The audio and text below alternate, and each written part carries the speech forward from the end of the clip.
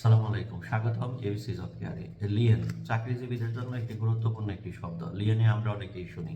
আসলে লিয়েনে নিয়োগ কি বা লিয়েন কি জিনিসটা?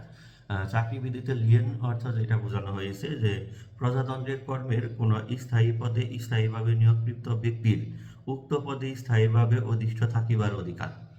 এখন দেখুন, লিয়েনে নিয়োগ আমরা কিন্তু অনেক সময় বলি।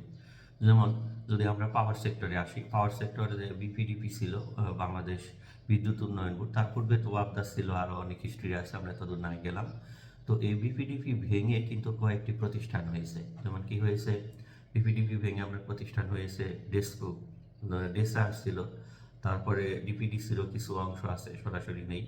তারপরে আছে ওজো পার্টিকো হয়েছে, নেস্কো হয়েছে, বিপিডিপিরও কিছু অংশ আছে। এখন হলো যে এই যে বিপিটিভিতে মানে বাংলাদেশ পাওয়ার ডেভেলপমেন্ট বোর্ডে যারা চাকরি করেছে, নেস্কো হওয়ার পর কিন্তু সরাসরি ওইখান থেকে এইখানে আসছে অনেকেই।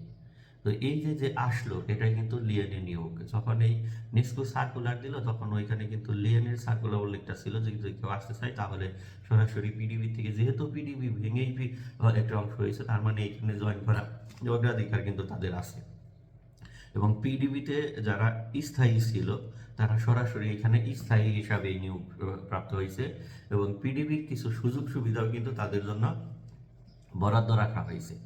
এইভাবে যে প্রতিষ্ঠানগুলো, কোনো প্রতিষ্ঠান ভেঙে অন্য কোনো নতুন প্রতিষ্ঠান হলে সেই প্রতিষ্ঠানে যদি কেউ চায় তাহলে যে নিয়োগটা হয় সরাসরি তার জন্য স্থায়ী পদে, এই নিয়োগটাকেই বেসিক্যালি আসলে লিয়েনে নিয়োগ বলা হয়।